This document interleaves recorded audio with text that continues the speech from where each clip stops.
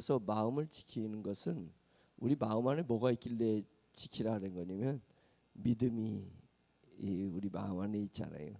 그래서 이 믿음을 지키라고 하나님께서 마음을 지키라고 하신 거구나. 우리가 새벽에 나와서 이렇게 남들 자는데 와서 기도하고 말씀 묵상하고 하는 이유는 뭘 지키려고? 마음을 지키려고, 그 안에 믿음을, 미래의 믿음을 지키려고 우리가 이렇게 나와서 기도하고 말씀 보는 줄 믿습니다. 주기철 목사님을 이렇게 보면서 이 가사 내용 하나하나 보면서 영생의 복 얻으려면 이 길만을 걸어야 된다. 다른 길이 없다. 이 길만을 걸어야 된다. 배고파도 나는 올라갈 것이고 죽더라도 나는 이 길을 올라갈 것이다라는 감동이 오잖아요. 그분의 삶이 있기 때문에 감동이 오잖아요. 그래서 또 한 번 각오하고 또 각오합니다. 나도 이러한 삶의 족적을 남겨서 내 후배들이나 내 후손들이 전예철 목사를 보면서 오직 이 길만을 걸어가야 된다. 배고파도 이 길을 걷고 죽더라도 이 길을 걸어가는 이 믿음을 지키는 길, 이 길을 걸어가는 족적을 남기는 삶, 복음의 삶을 살아야 되겠다. 이런 각오를 어젯밤에 한 기억이 있습니다. 하나님 말씀 누가복음 23장 13절부터 25절까지 보겠습니다. 누가복음 23장 13절에서 25절 13절 누가복음 23장 13절 같이 읽겠습니다. 시작. 빌라도가 대제사장들과 관리들과 백성을 불러 모으고 이르되 너희가 이 사람이 백성을 미혹하는 자라 하여 내게 끌고 왔도다. 보라, 내가 너희 앞에서 신문하였으되 너희가 고발하는 일에 대하여 이 사람에게서 죄를 찾지 못하였고 헤롯이 또한 그렇게 하여 그를 우리에게 도로 보내었도다. 보라, 그가 행한 일에는 죽일 일이 없느니라. 그러므로 때려서 놓겠노라. 무리가 일제히 소리질러 이르되 이 사람을 없이 하고 바라바를 우리에게 놓아주소서 하니 이 바라바는 성중에서 일어난 밀란과 살인으로 말미암아 옥에 갇힌 자라라. 빌라도는 예수를 놓고자 하여 다시 그들에게 말하되 그들은 소리질러 이르되 그를 십자가에 못 박게 하소서, 십자가에 못 박게 하소서 하는지라. 빌라도가 세 번째 말하되 이 사람이 무슨 악한 일을 하였느냐. 나는 그에게서 죽일 죄를 찾지 못하였나니 때려서 놓으리라 하니 그들이 큰 소리로 재촉하여 십자가에 못 박기를 구하니 그들의 소리가 이긴지라. 이에 빌라도가 그들이 구하는 대로 하기를 언도하고 그들이 요구하는 자 곧 밀란과 살인으로 말미암아 옥에 갇힌 자를 놓아주고 예수는 넘겨주어 그들의 뜻대로 하게 하니라. 아멘. 이것은 오늘 본문을 통해서 두 가지 측면으로 이 말씀을 해석해야 되겠다 생각했습니다. 하나는 우리가 예수님의 관점에서 또 예수님을 쫓는 복음의 길을 걸어가는 성도의 입장에서 봤을 때 이 부분이 매우 의미가 있다고 생각이 듭니다. 배경은 오늘 본문의 내용은 그거잖아요. 빌라도 앞에 무리들이 예수님을 데리고 왔습니다. 빌라도가 봤을 때 반역죄가 아닙니다. 빌라도의 눈으로 봤을 때 예수는 반역할 생각이 없다는 것을 알고 있습니다. 이들이 왕이라고 하고 그 전 어제 보면 네가 정말 유대인의 왕이냐라고 했을 때 내 말이 옳도다, 내가 왕이다 라고 해도 빌라도는 그 왕이라고 예수님이 입으로 얘기를 했지만 그 의미가 없다는 것을 빌라도는 알고 있습니다. 로마 제국에 피해가 온다는 것이 아니라는 것을 알고 있습니다. 그래서 예수님을 끌고 왔지만 빌라도는 보라, 그가 행한 일에는 죽일 일이 없다. 죽일 일이 그러므로 내가 때려서 놓겠다. 데리고 왔으니까 일단은 죽일 일이 없고 때려서 놓겠다, 풀어주겠다라고 이야기를 하고, 그러니 두 번째 더 아니라고 막 아우성칩니다. 그러니까 두 번째 주님 그 빌라도가 20절에 빌라도는 예수를 놓고자 하여 다시 그들에게 말해서 두 번째 다시 말했습니다. 이 사람에겐 죽일 일이 없다. 내가 죽음을 선포할 일이 없다. 놓아주겠다. 두 번째 얘기를 했는데도 또 막 아우성칩니다. 세 번째 빌라도가 22절에 빌라도가 세 번째 말하되 이 사람이 무슨 악한 일을 하였느냐? 나는 그에게서 죽일 죄를 찾지 못하였나니 때려서 놓으리라. 빌라도가 첫 번째 아니다. 두 번째 이 사람은 죽일 일이 아니다. 세 번째 이 사람은 죽일 일이 아니다. 얼마나 객관적인 지금 판단을 하고 있습니까? 객관적으로 예수님은 죽일 일을 한 적이 없고 죽을 일을 한 적이 없고 빌라도 입장에서도 예수님을 심판할 수 있는 그런 근거가 없었습니다. 그런데 끝내 예수님은 십자가를 져야만 했습니다. 십자가에 달리셔야만 했습니다. 누구에 의해서? 객관적이지 않은 무리들 때문에 예수님이 달리셔야만 했습니다. 이것을 성도 입장에서 받아들여야 된다는 거예요. 예수님이 가신 길을 우리도 가야 한다면, 우리도 가는 것이라면 뭐가 우리의 앞에 놓여 있냐면, 어쩌면 우리가 신앙생활하면서 과거에 그런 경험을 다 하셨을 거고 지금도 하고 계실지도 모르고 앞으로도 할 것이 뭐냐면 객관적이지 않고 상식적이지 않은 경험을 우리가 하게 된다는 거예요. 무리들로 통해서 이 사회 구조 속에서 이거는 상식이 안 맞아. 이거는 객관적이지 아니야. 그런데 성령님을 대적하는 무리들이 있다는 거예요. 누가 봐도 상식이 안 맞는 얘기인데도 불구하고 우리에게 고통을 주고 우리에게 손해를 끼치고 우리를 폄하하고 우리를 나쁜 놈 취급을 당하게 한다는 거예요. 그것을 우리가 이상하게 생각하고 그것을 우리가 부당하게 생각한다면 신앙생활하는데 영적인 부분에서 흔들림이 온다. 그런 거 경험 다 해보셨잖아요. 저도 많이 해봤습니다. 근데 그때 내가 왜 이래야 되는데, 내가 왜 이런 대우를 받아야 되는데, 여러분들 왜 나한테 이러십니까?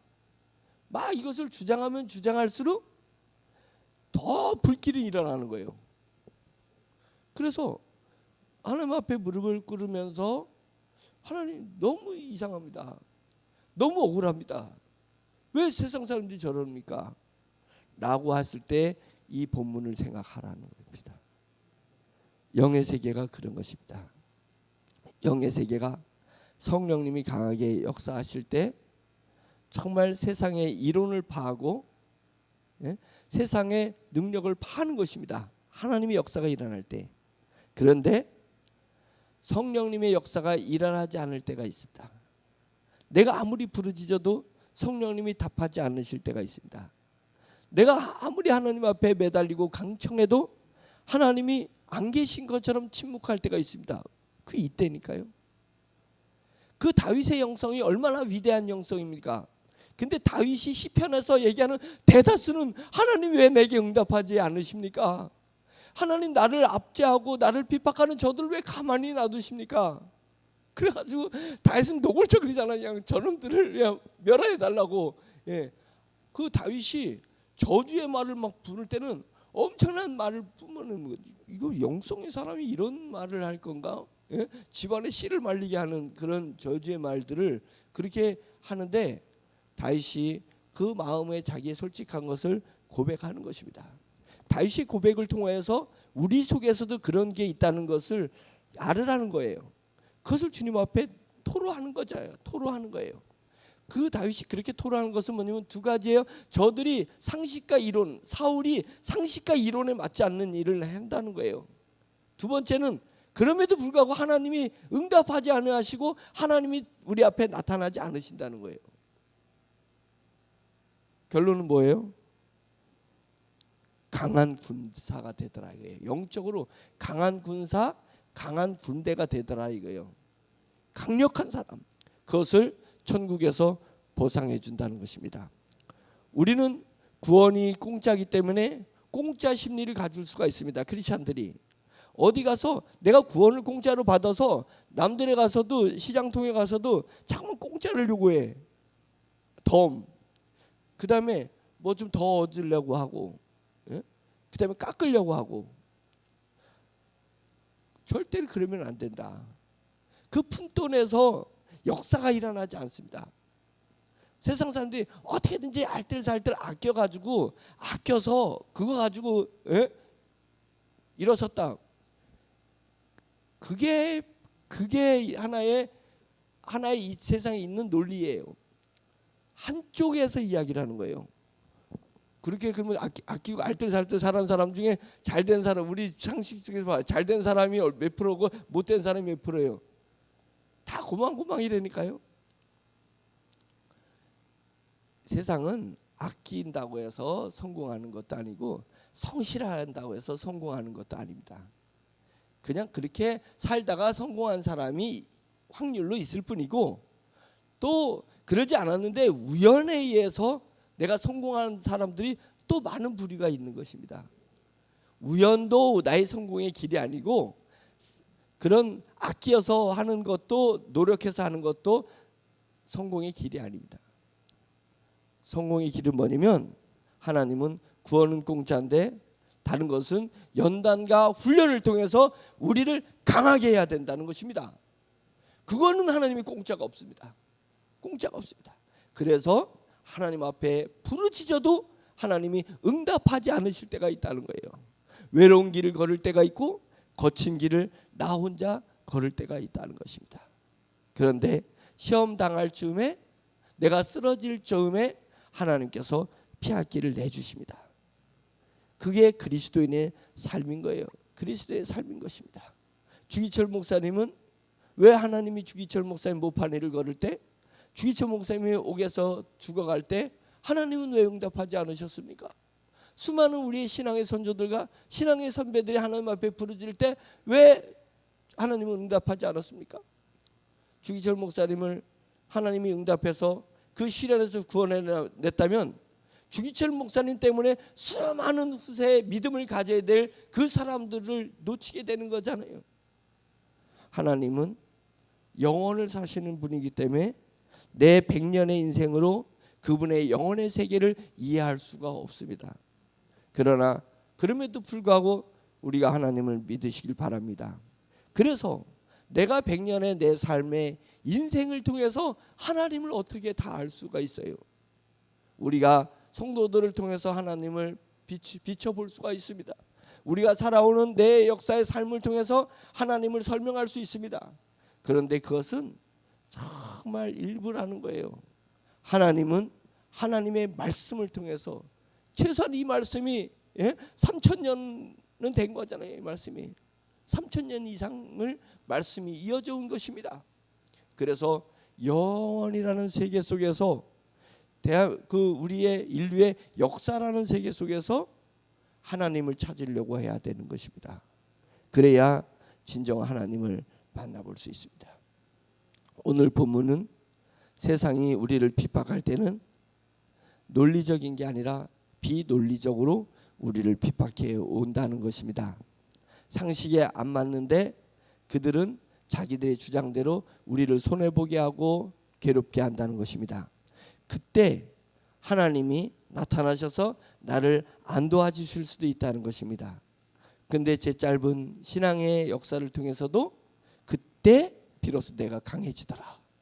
그때 내 믿음이 굵어지더라. 믿음의 줄기가 굵어지더라는 것을 느낍니다. 저는 이제 시련이 좀 지나서 세상의 사회에서의 그런 시련이 지나서 얼마나 시련 당할 때는 사기꾼이냐, 저게 목사냐, 별의별 비상식적인 이야기들, 근거 없는 이야기들이 많이 오가고 음해의 얘기들이 오갑니다. 그리고 배고플 때는 한없이 배고프고 추울 때는 한없이 춥습니다. 부르짖어도 하나님이 그것에 대해서 응답하지 않습니다. 그런데 그 마디가 언젠가는 끝나요. 대나무에 마디가 있듯이 그 언젠가 끝나요. 끝나고 다시 하나님께서 뭔가를 베풀어 주시고 내 신분과 내 사역을 점핑 한번 시킨 후에 또 온다는 거예요. 또 안 오지 않을 거라고 생각하면 안 됩니다. 대나무의 삶을 산다. 나를 더욱더 견고하게 하고 다시 또 시련이 오고 또 쭉 자라나게 하고 다시 시련이 오고 이런다는 것입니다. 그 시련이 없다면, 굳어지는 그 시기, 자라나지 않는 그 시기가 없다면 어떻게 되겠어요? 대나무는 바람만 불면 부러져 버리겠죠. 왜? 안이 속이 비어 있으니까. 예? 마디가 있기 때문에 그 바람이 불어도 대나무는 쉴지언정 부러지지 않는 것은 뭐 때문에 그렇습니까? 시기마다 성장하지 못하는 그 마디를 만드는, 단단한 마디를 만드는 시기가 있다는 것입니다. 그 마디를 만들 때, 그때가 비상식적인 예우를 받을 때예요. 비논리적인 예우를 받을 때, 근거 없는 그런 대우를 내가 받을 때라는 것입니다. 그것을 이상히 여기지 마라. 이상히 여기지 마라. 빌라도가 예수님을 3번이나 놓아주려고 했는데, 객관적으로 봤을 때 예수님은 십자가에 달릴 이유가 하나도 없었습니다. 그런데 십자가에 달리시잖아요. 우리도 마찬가지. 그것을 인정해야 되는 것입니다. 인정 안 하면 괴로워. 인정 안 하면 뭔가 비상식적인 내 삶에서 내가 억울하고 분노하게 되고 그러는 거예요. 그런데 그것을 인정하라는 것입니다. 예, 이때가 나를 성장. 그러니까 내 인생 전체를 보라 이거예요. 미래에 내게 어떠한 시련이 와도, 미래에 내 어떤 폭우가 내려도, 바람이 몰아쳐도 나는 내 믿음이 꺾이지 않을 대나무가 되기 위해서 하나님이 지금 이런 시련을 주는 것이다. 이렇게 생각하는 것이 맞습니다. 그 영적으로 그것이 맞습니다. 제 경험을 통해서도 맞고, 성경 전체를 봐서도 맞고, 오늘 본문을 봐서도 맞는 거잖아요. 여러분 다 인정하시잖아요. 그거예요. 그것을 다시 마음판에 새기셔야 돼요. 그래야 미래의 믿음을 잃어버리지 않습니다. 사탄이 공격하는 공격 포인트가 그것입니다. 공격 포인트가 비상식적인 것에 내가 분노하는 것입니다. 그래서 내가 영적 자아에서 육적 자아로 확 감정 때문에 돌아가는 거예요. 그래서 감정이 강하게 발동할 때를 조심해야 돼요. 감정이 강하게 발동할 때, 사탄이 나를 영적 자아에서 감정이라는 매개체를 통해서 지금 내게 이쪽으로다가 육적 자아로 확 돌아서게 하려고 하는 거구나. 그 얘기는 뭐냐면 내 믿음을 빼앗아 가려고 하는 징조네, 이걸 느끼게 돼요. 징조가 오는 것입니다. 그래서 징조가 왔을 때 감정이 폭발해요. 감정이 왜 폭발해요? 비상식적으로, 저들이 비상식적으로, 비논리적으로, 근거 없이 지금 나한테 뭔가를 대할 때 내 감정이 솟는 거잖아요. 그때가 믿음을 놓칠 수 있는 그 세계로 넘어가는 기회예요. 그걸 사탄이 기가 막히게 한다니까요. 포인트를 잡는 거잖아요. 딱 포인트를 잡는 거예요. 그것에 우리가 속아 넘어가지 않기를 바랍니다. 오늘 본문 말씀을 새깁시다. 빌라도가 3번 주님을 풀어주려고 했는데 비상식적인 유대인들이 예수님을 십자가에 끝내는 못 박더라. 이겁니다. 두 번째 방향은 23절에 두드러지게 나타나는데요. 그들이 큰 소리로, 큰 소리로, 두 번째 재촉하여, 세 번째 구애했더니, 네 번째 그들의 소리가 이겼다. 다섯 번째 그들이 구하는 대로 하기로 언도했다. 다섯 번째. 여섯 번째 그들의 뜻대로 되었다. 여섯 번째. 일곱 번째, 여기는 안 나왔습니다. 일곱 번째 뭐냐면 그들이 망했다. 맞잖아요. 유대인들이 망했습니다. 그들이 뜻대로 여섯 번째 됐어요. 그들이 뜻대로 되는 데 있어서 뭐냐면 큰 소리를 냈습니다. 그 다음에 빌라도를 재촉했습니다. 그래서 구했습니다. 그랬더니 그들의 소리가 이겼습니다. 그들이 구하는 대로 됐습니다. 그들이 뜻대로 되었습니다. 그래서 어쨌다는 거냐? 결론 그들은 망했습니다. 이거는 어떤 입장이냐면 지금 내가 그런 상태 아닌가? 내가 지금 주님 앞에 큰 소리로 내 육적인 자아의 필요를 채우려고 큰 소리로 하나님 앞에 외치는 겁니다. 그래, 하나님 나 죽겠어요. 빨리 도와주세요. 빨리 도와주세요. 빨리 도와주세요. 예? 나 이러면 삐질 거예요. 막 부르짖어요. 그래 부르짖어서 기도해요. 그래서 내 소리가 이길 때가 있습니다. 이거는 내게 손해오는 일인데 하나님이 내버려 두시는 거예요. 그래 니대로 한번 해봐. 그래서 내가 이겼어요. 그런 것이 우리가 영적 생활하면서 이때니까요. 내가 하나님을 이길 때가 있어요. 꼭 내 어리석은 자녀가, 예? 미래를 못 보는 무지몽매한 자녀가 엄마를 이길 때가, 아버지를 이길 때가 있어요. 그런데 그거에 대한 대가를 치러. 때로는 부모님이 네 마음대로 해. 네 마음대로 해. 네 마음대로 해라 이놈아. 이놈 새끼야. 예? 라고 할 때가 있단 말이에요. 그런데 그 마음 뒤에 지혜가 있습니다. 뭐냐면 니도 당해봐야 너도 강해져. 부모 마음은 당하지 않고 성공하는 자녀가 되기를 원하는 거예요. 그런데 얘가 고집을 피고 부르짖으면 이놈 새끼야 니도 당해봐라. 그래서 당하는 아픔은 있는데 그러나 강해져.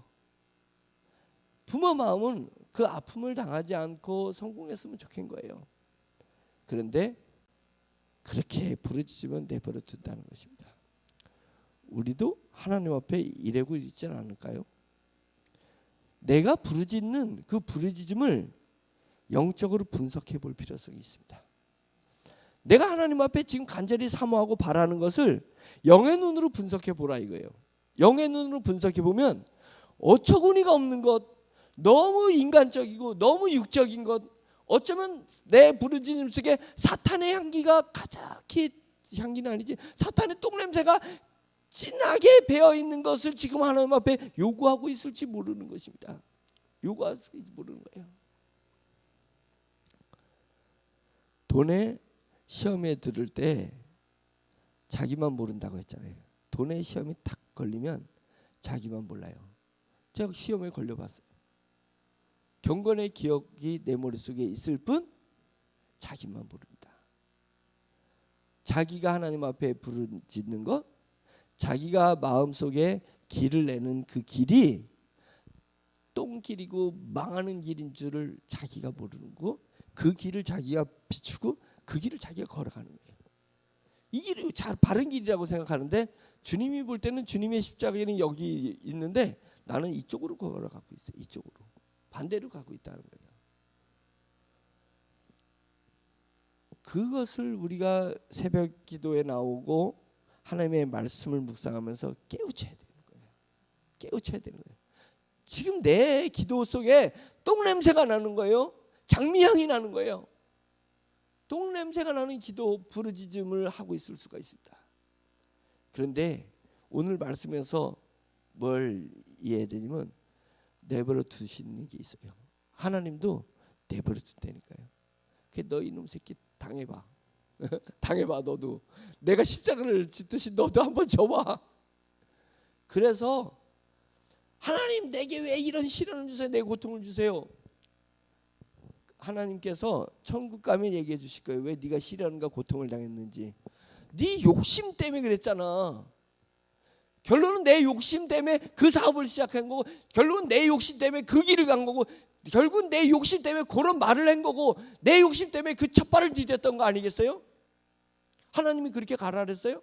성경이 그렇게 얘기했어요? 영의 진리 속에서 영이 그것을 우리에게 유도했어요? 아니었잖아요. 내 육적 자아가 그 욕심으로 그것을 선택해서 그 결과를 내가 지금 따먹고 있잖아요. 근데 왜 하나님 앞에 원망하고, 왜 하나님한테 다 피행기를 대고, 하나님 앞에 내 죄값을 왜 하나님 앞에 했냐 이거예요. 유대인들이 자신들의 죄값을 주님 앞에 돌을 던지는 거하고 뭐가 다르냐 이거예요.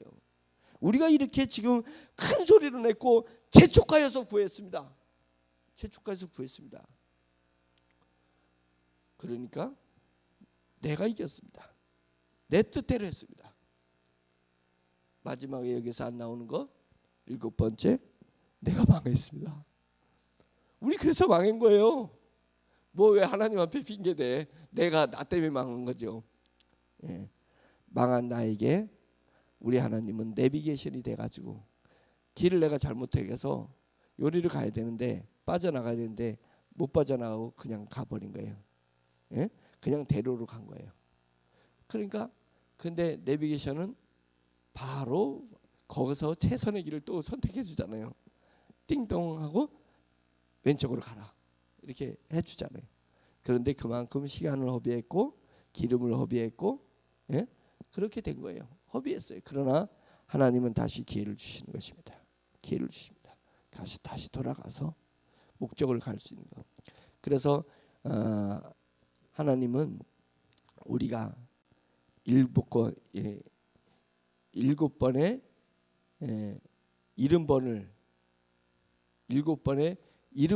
하나님 앞에 회개하고 나와도 하나님은 용서해 주어야 된다. 그렇게 얘기했습니다. 하나님, 베드로가 7번 용서해 주면 됩니까? 아니야. 7번에 70번을 너에게 와서 또 와서 잘못했다고 해도 용서해 주어야 돼. 예, 용서해 줘야 돼. 왜 그런 말을 하셨으면 하나님이 그러신 분이니까. 우리가 7번에 70번을 실수해도 하나님은 새로운 길을 우리에게 다시 제시해 주신다. 예? 내비게이션처럼 새로운 것을 제시해 주신다.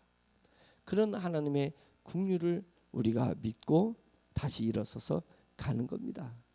그런 신앙의 길, 그런 영적인 길, 그런 복음의 길, 그런 하나님의 나라의 길을 우리가 가고자 새벽에 모인 거 아니겠습니까?